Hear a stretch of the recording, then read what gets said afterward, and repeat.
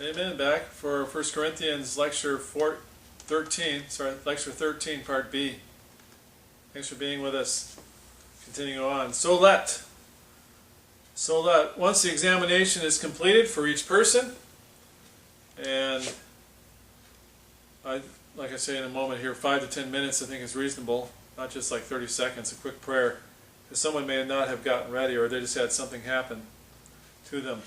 So once everyone's examined themselves and all is right with God and the church body, the church now can eat and drink the supper, and it should be a rather somber. Maybe up to that point it's somber, but then it should be praise the Lord, what He's done for me. I'm right with God. I'm right with my fellow church member.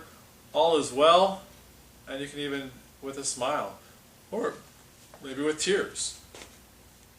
One of the two, I suppose. Ideally, you come prepared to partake. The church should be counseled to begin examining themselves long before coming to the Lord's Supper. Yeah, be prepared to partake. It's prudent to give 5 to 10 minutes of examination time at least.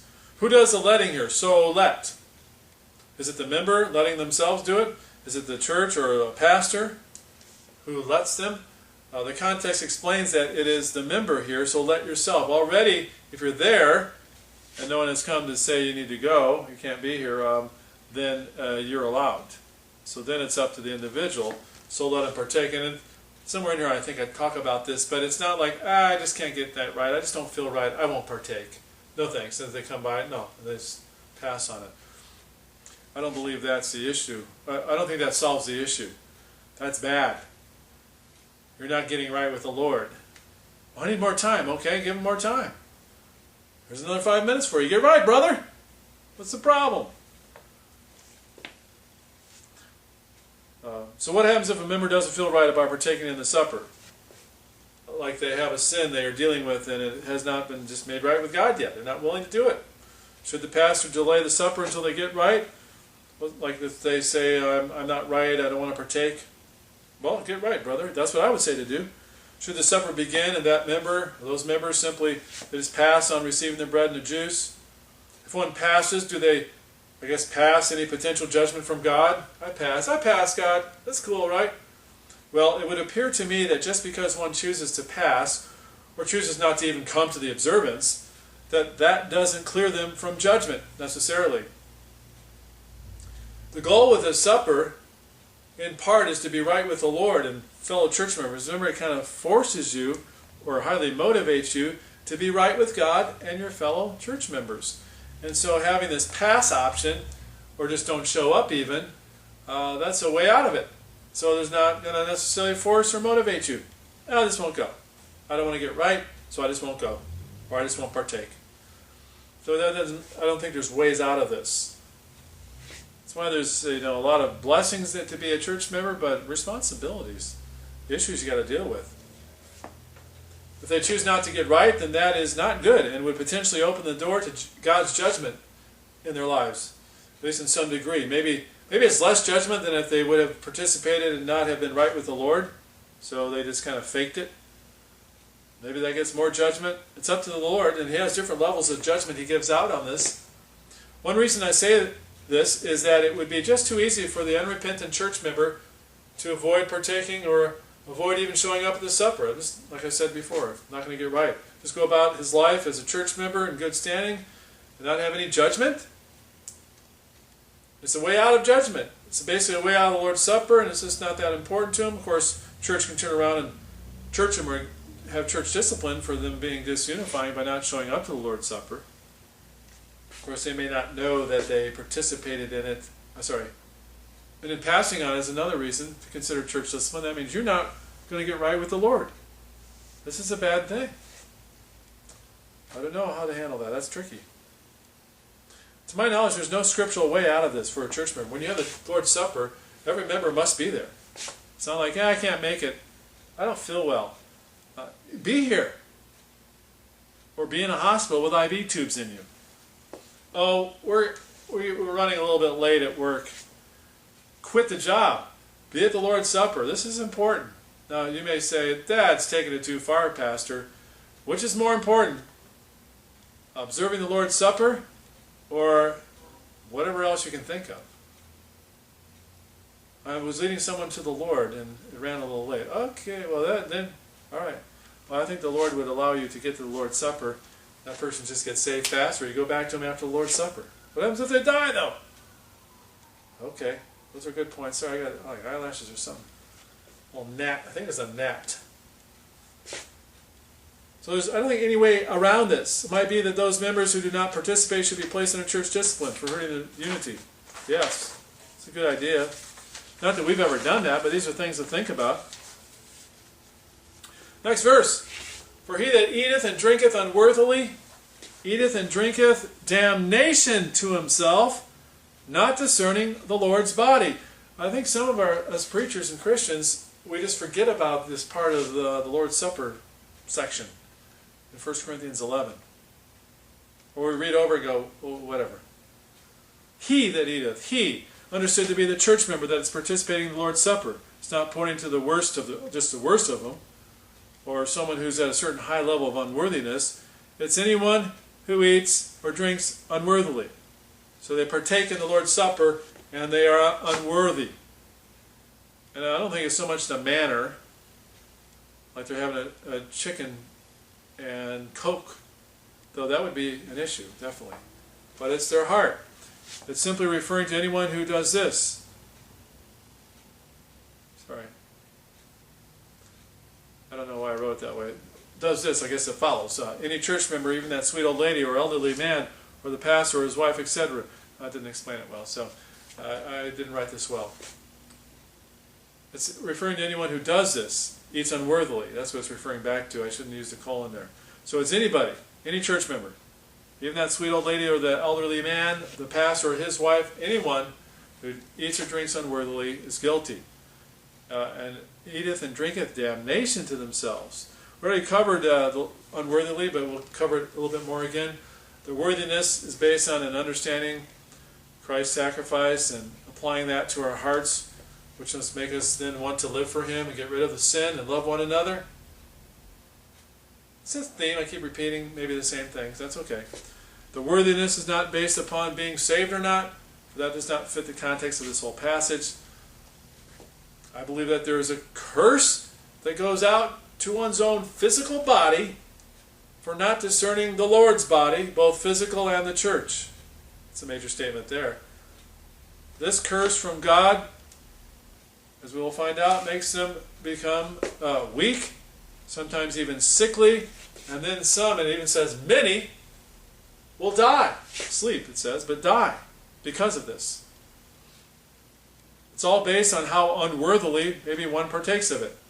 Maybe it's a level of unworthiness. Maybe it builds up. We'll deal with that in a little bit. Only members of one of the Lord's churches can claim this wonderful promise or curse. You don't have to know this section, but this was this part. But this was a preview of the verses that follow. Just telling you some things about that. So don't have to know that statement. But damnation. That's a strong word. Eateth and drinketh damnation to himself. The word damnation cannot possibly be condemnation to hell, because that means someone who's saved can lose their salvation. And the Bible does not support that, even though people want to believe that it does. Damnation means destruction or condemnation. Condemnation, you don't have to know this, but condemnation is defined as the judicial act of declaring one guilty and dooming him to punishment. So it's pretty intense. The word destruction, know this part, the word destruction relates to an ongoing, deteriorating, hurtful process. Destruction. This damnation, destruction, condemnation, is a God-ordained punishment involving a destructive process, condemning process, to, I believe, the physical body of the guilty church member.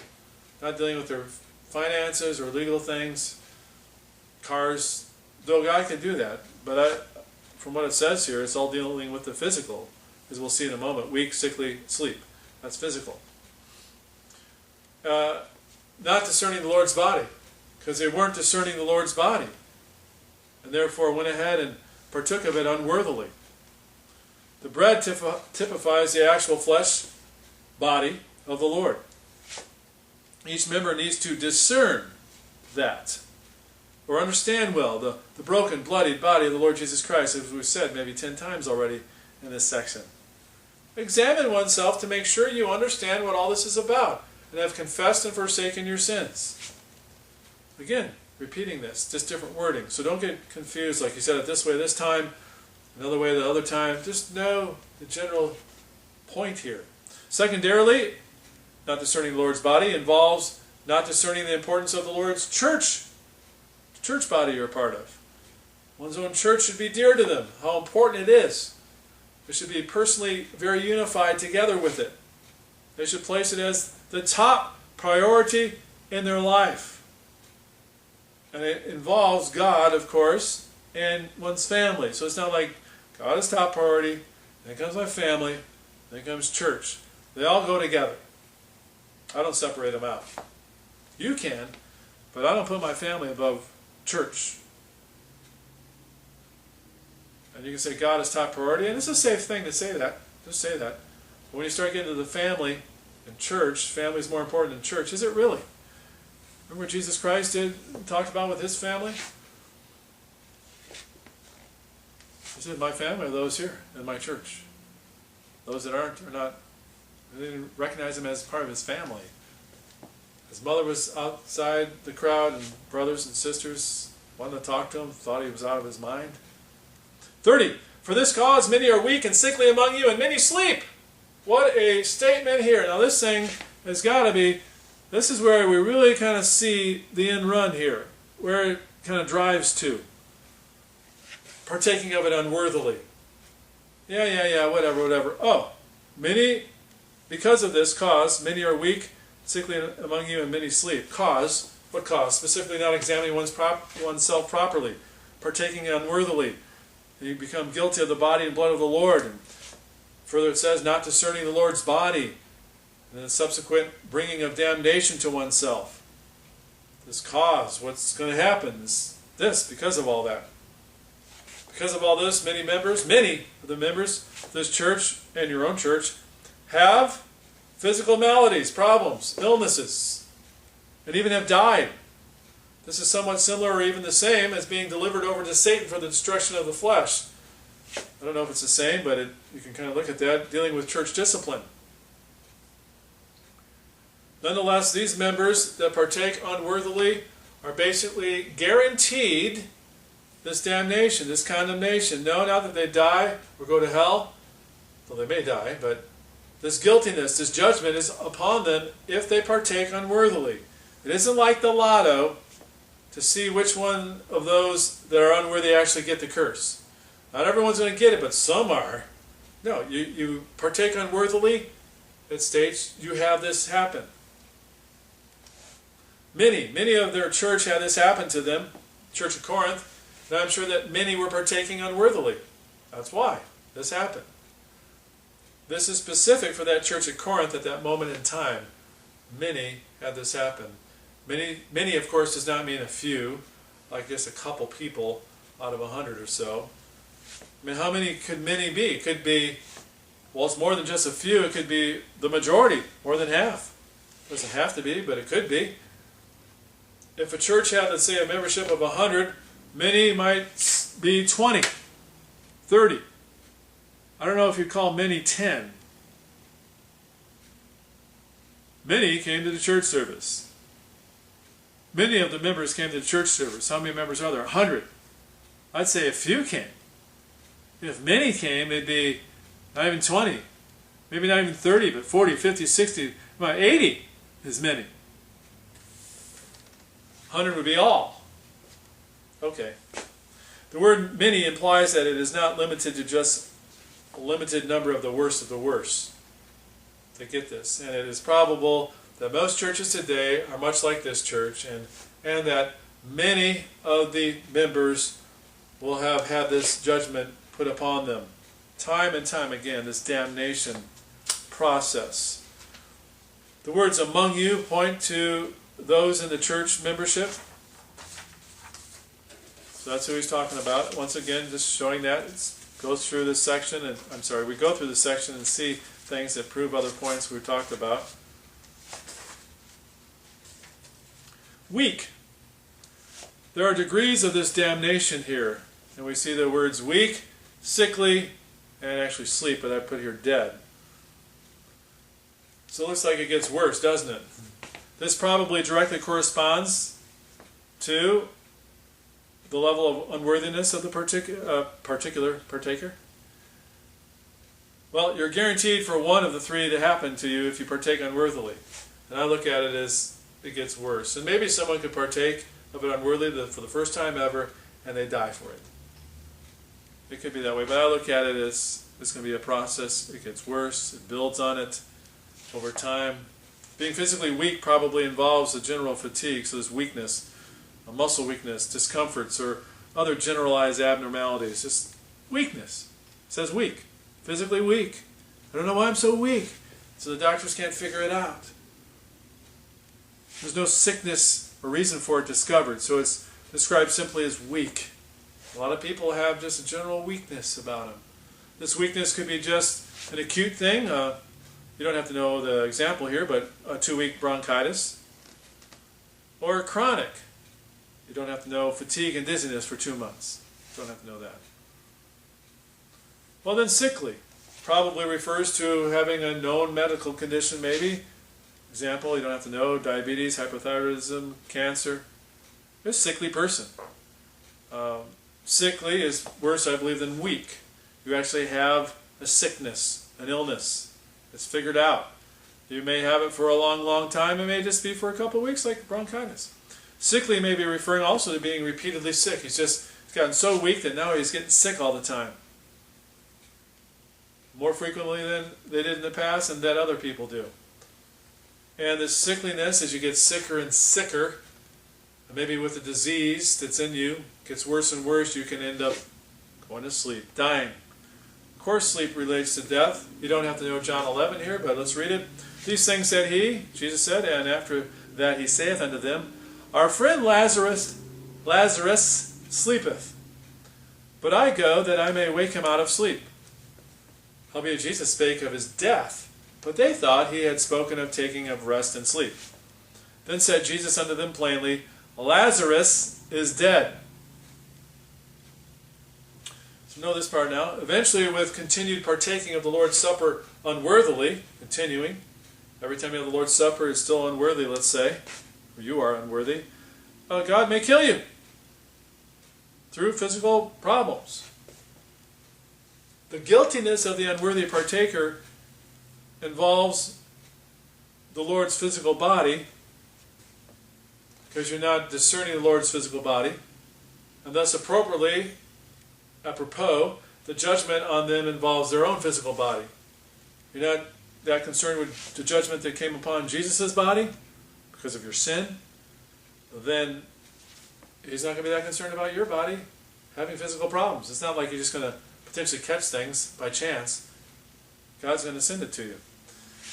And it does. I don't think it means that at the very moment of eating and drinking the supper unworthily, that guilty member potentially just falls down dead, or all of a sudden gets diabetes, or right then and there starts sneezing, or gets all weak.